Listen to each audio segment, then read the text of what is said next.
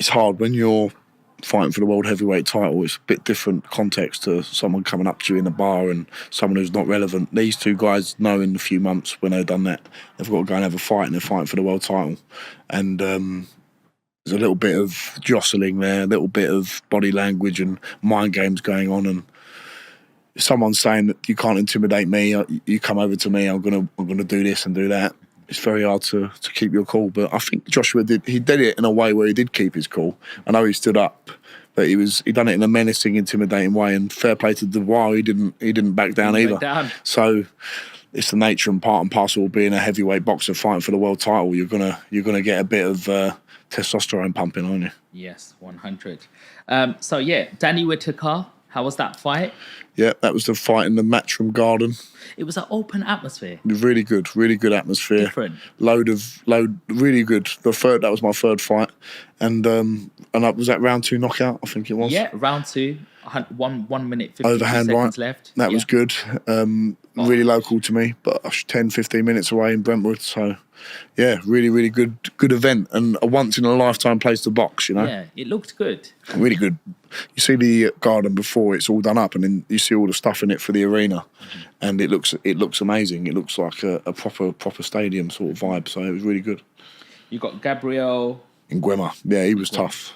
He was a Spanish heavyweight champion, but it was also tough because I broke my hand in the changing room and cut my eye in the first 30 seconds. Oh, but it would have been a tough test anyway. Yeah. Probably something I didn't need at that stage in my career. How do you fight with a broken hand? I was trying to land if you look at that fight back, I'm trying to wing the shots over the top. Yeah. I couldn't really land on this knuckle. I splintered my metacarpal bone here. Okay. And it was an overuse injury. I really felt it before the fight, but I cracked it even more during the warm-up on the pads. So looking back now, I could have handled it better, jabbed a bit more, but obviously I spoke to you about feeling tense, feeling anxious, and that plays a big role. And probably a fight I didn't need at that stage of my career, being my 5th fight.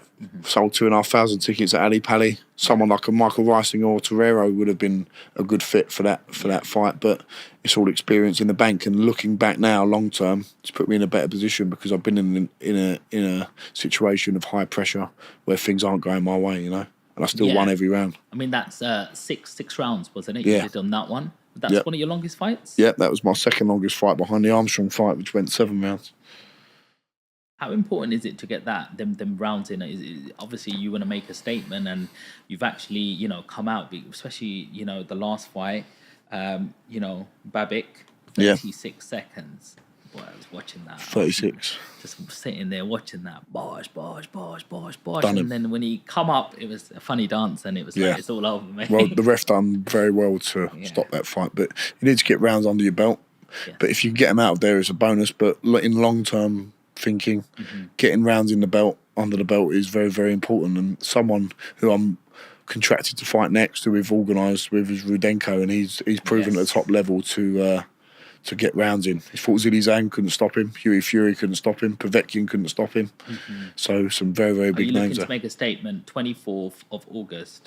Well, the thing is now the 24th of August fight is off because Jack Catchell, the main event, has broke his ribs. Okay. So we're just in the process of reorganising that fight in the next month or 2. Rudenko's not a joke. No, he's not a joke at all. 44 fights, 36 wins. My most experienced opponent so far. 22 knockouts. Yeah. I only lost 7, and that's not a lot compared to. And the people that he's lost to are the Huey Furies, Alexander Povetkins, Jared Anderson, who's the hottest prospect in heavyweight boxing right now. So it would be I'm not so much looking to make a statement. I'm just looking to win. Winning is all that matters. And if I get 10 rounds under my belt fighting him, so be it. That's what I need. What do you think of Huey Fury? I mean, he's like that heavyweight that, he was very young coming on the heavyweight scene. And then, his dad, Peter, said that he had a bit of acne, and then there was certain things troubling him. Then he took I think he took a loss, and then he disappeared for a couple of years. Now he's coming back, Huey Fury is a really good fighter, technically very good, awkward, big man, 6'6". I've sparred him when I first turned professional. Does he have power?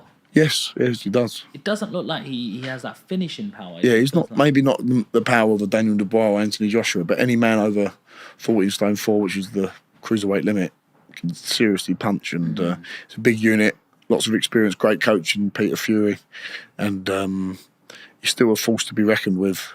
And it's going to be interesting to see how he comes back. Very nice man as well. He looked after me when I came for sparring in Congleton, it's called, near Manchester. Is there a difference in levels between when sparring Tyson Fury and Hughie Fury? Yeah. Tyson Fury's obviously mixed at the elite top level, but Hughie Fury's fought Joe Parker, Povetkin. I think he drew with Povetkin, if I remember. Was that Michael Hunter? But he still fought at the top level. But yeah, Tyson Fury is the top one, top two, top three guys in the world. Mm-hmm. Well, also you've been tipped top 10 in UK. Yep, I'm number 9 now. Yeah. I looked yesterday, so I'll keep an eye on it. But listen, it's just a nice little thing to be in their names. So I'm not saying I'm an amazing fighter, but it's a great little achievement to be in the top 10 in the UK.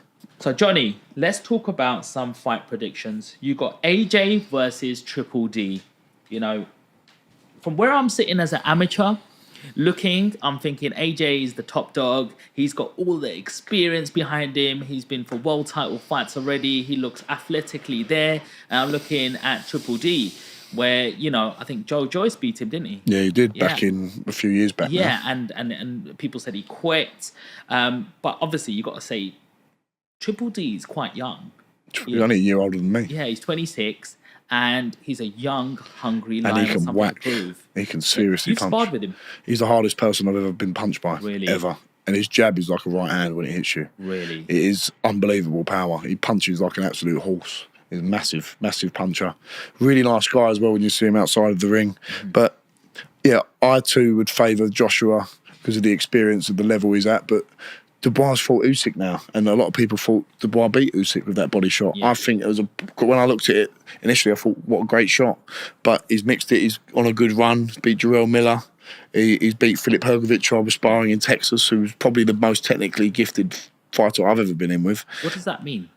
Technically gifted. The punch repertoire, where he throws his shots from, his ability to read his opponent, the footwork, the skill in the mind, and knowing how to break people down. He was fantastic. And I just think, I spoke to him after the fight, and he overtrained and he was ill in the build-up to that fight, because I really expected him to do a good job against Daniel Dubois. Yeah. As hard as Daniel Dubois hits, the way he was sparring Hrgovic, it looked unbelievable, but probably peaked a bit too soon. That was about 4 weeks out.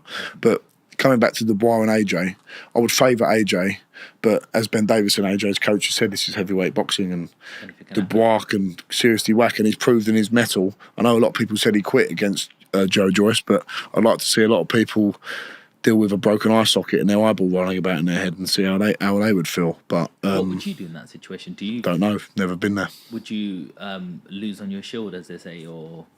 You'd like to think you would, but you've got a great corner team. I don't think his corner team are giving him any help. I would communicate to the corner that my eye socket's gone, I've broken it, and they'd ask me. I know what Mark Tibbs do, say, can you go on? Can you carry on? I'll give you one more round. And I'd like to think in my heart that I could say, yeah, I'll go on one more round. But until I've been in that situation, I don't know. And Dubois could have been like that. I think he could have been like that from round 3, round 4. His eye was getting smashed, and Joe Joyce has got a brilliant jab. Sparred loads of times with him. Solid.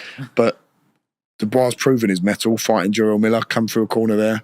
Dubois, when he fought Hrgovic, round 1, round 2, was getting absolutely smashed with right hands and just came through and bludgeoned Hrgovic in the end. So he's proven his mettle, and it's not going to be an easy night's work for Joshua. It's going to be a great fight. We had Spencer Fear on here a few weeks ago. Good man. And he said to me that I seen Joshua in camp. Joshua looks like he's just refining what he needs to do. And Triple D's had a new coach come on board, which is trying to strip him back and try and get him ready. And he thinks it's a little bit too soon. Who? Triple D. For Triple D. Yeah. But the thing is, he's fought. He probably. I agree that Joshua is the favourite, but he's mixed with the top guys. Usyk's the best in the division, and he's fought Usyk, and he's fought Jarrell Miller. He's fought Joe Joyce now, albeit a loss, and fought Hrgovic. Where else is there to go other than if you get a shot at the world title, you might as well have a go again. How does Triple D win against AJ? Joshua obviously has got the history of people, the stigma around him of, he can't take a punch. Obviously, you're a heavyweight, you get hit by one of these elite guys, you're going to feel it.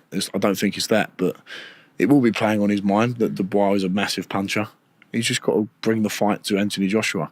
He's got to take a few risks in an educated way, and be the aggressor in the fight, not sit back too much. And Dubois got brilliant feet. He comes in a few inches in range, few inches out, and he's very good at counter right hands. If you just lean in a bit too much over your front foot, he will sting you with that backhand. And it never drops me, but it will shake you to your boots if it hits you.